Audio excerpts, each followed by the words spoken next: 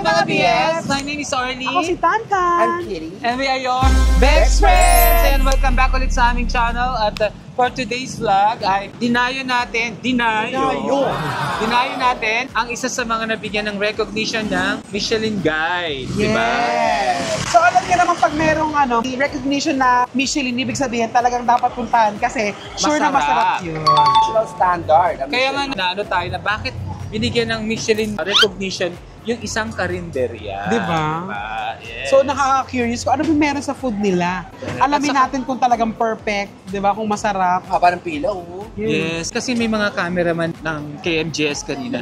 Pupunta raw si Miss Jessica Soho. Yes. So first time din natin mamamit si Miss Jessica, no? Correct, di ba? So halina kayo, kumain na tayo, mag-order na tayo kasi kailangan natin pumila sa dulo. Tingnan mo yung pila, oh. Sakto po lunchtime, kaya kakain tayo. Let's go! So ayan, nagtitinda rin sila ng bagong isda, saka ng suka. Ayan. So ayan, orderin natin lahat. Siyempre, mga inihaw nila, barbecue. Ilocano dishes po kasi dito mga BS.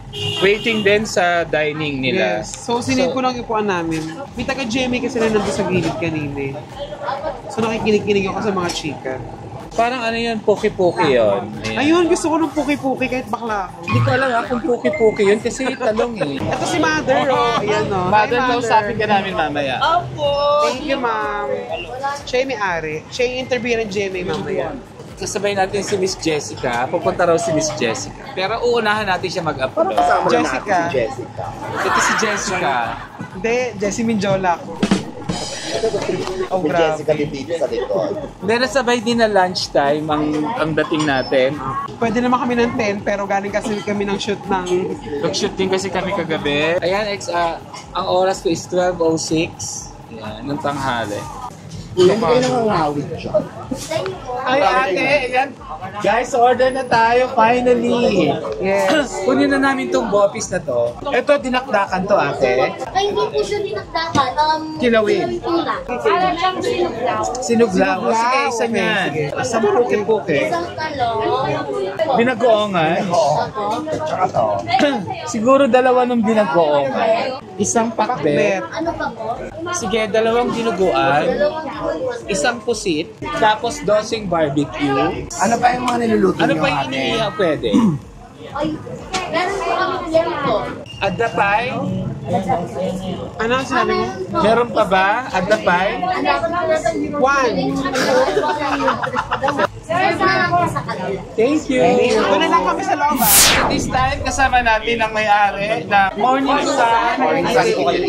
Si Miss Elizabeth Mortera. Ayan. Taga saan po kay Mami? Ano pong probinsya niya pala? La Union po, ma'am. Manggar. Kaya po mga Ilocano dishes yung sinaserve. Yun po ang mga best namin, yung mga Ilocano. Kaya yun ang dinadayo nila. Ilang taon na po ito, mother? So, mag-30 lang sa kasi November 15. 1995 kami. Yes, Tagal na rin. 30th, Mother. Congratulations. Thank you po. Mga proud. Congrats! At saka in fairness on their 30th anniversary, sila na-recognize ng ng pamit. Maraming salamat kay Michelin. Marami na rin kaming customer noon, pero mas tumami nung nagpakilala si Michelin. So yun, Kuha kami. yun ang gusto namin tanong, kung talagang pumipila ba dati? Noon po, medyo na rin. Pero mas marami ngayon. Nakuha kami bibili. Nung na-recognize po. Dati, oo po. Sa inyo na tong mga na to man? Hindi. O nangungupahan? Nangungupahan pa rin po kami. So dalawang pwesto. Opo. Ay, Mother, ang wish mo magkakatotoo, magiging sa'yo na to. Sana nga, Lord. Mga BF. O sa kamalay mo, pwede naman kayo lumipat ng pwesto na sa inyo na. Kasi yung mga tao, kung kahit saan kayo pumunta, parang Jollibee lang yan, McDo, di ba? Morning Star. Morning Sun. Morning Star. Alam mo yung Morning Star kasi butan. Nung unang-una, nung nandito kami, sabi nila, ano pa pangalan natin sa tindahan? Sabi ko, nung nakuha namin to, nandito ako sana. Hindi ko agad yung araw eh. Sabi ko, oh wow. So ang pangalan na gusto ko ng aking pwesto, Morning Sun Bakery. Ayun, nawalang Diyos. Suswerte siya yung Ayun, si Jessica. Ayan, Si Miss Jessica. Tapos sasabi sa amin, interview niyo tayo mamaya. Ganun yung ito, tatanungin niyo tayo mamaya. Ngayon, Mami, So, bali doble ang luto ninyo. Oo. Wow. At saka nagdagdag na lang kami ng kilo. Okay. Ay, ayan si Miss Jessie. Hi, ma'am!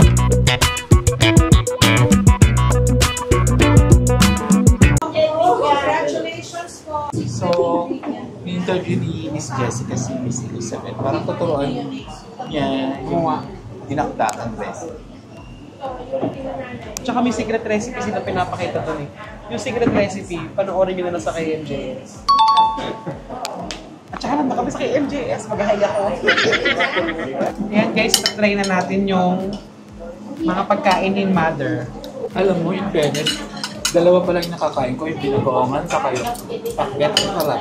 Huli niyo talaga, lutong Ilocano talaga. Pa natin tong binagoongan. Baka sila. Nakakaya mag-ingay, masyado malakas boss kasi nagsushoot sila Miss Jessica. Igado. This igado.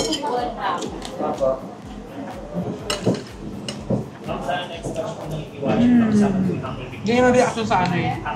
Yung pinanood ko, yung Your Majesty na pagkain. Yung Korean, yung K-drama. Oo, no. Tignan may nagliliparan sa likod. Wow. Guys, kakain na po tayo ng Poki-Poki. Poke-poke. Alam kong Poki-Poki kasi. May itlog. Ito kasi walang itlog eh. Tingnan mo, walang itlog to. Wala siyang egg. Para lang siyang ano. Ginisa.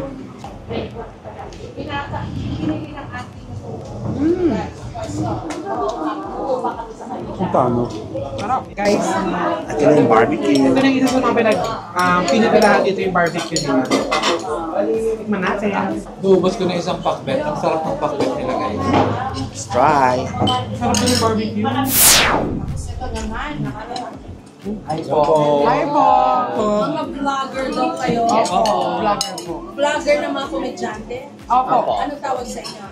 Bex Friends po. Bex Friends. Ganun po, Ma'am Jessica. Bex Friends. Bex Friends. Orly po. Orly, Tonton po. Tonton, the gourmet. Kitty.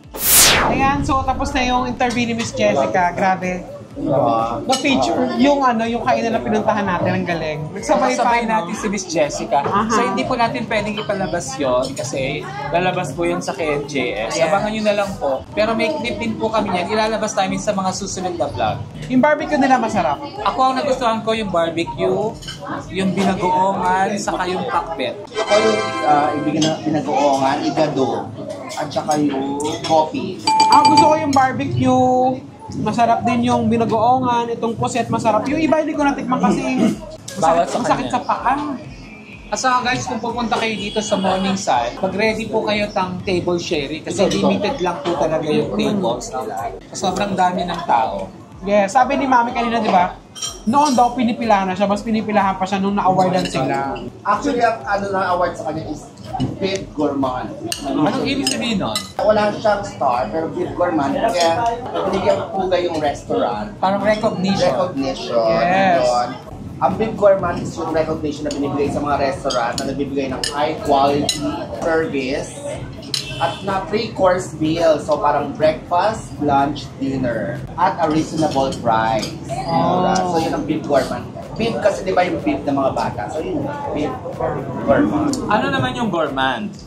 Gourmand siya yung tao na nag-e-enjoy ng pagkain ng ball ng masarap na food. Na Michelin Bib Gourmand siya din kasi, di ba, mura daw. At saka dito yung the biggest dipstick.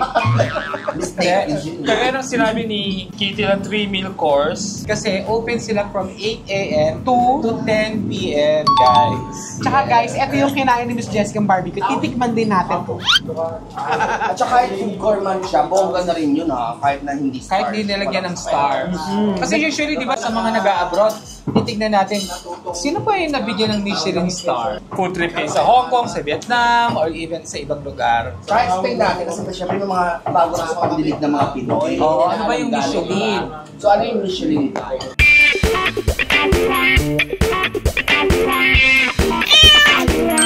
So ito yung Kitty knows natin. Ano ang Guide Michelin? Nag-start siya noong 1900 sa France. Sila may pakanan. Ah, sila? Oo, sila.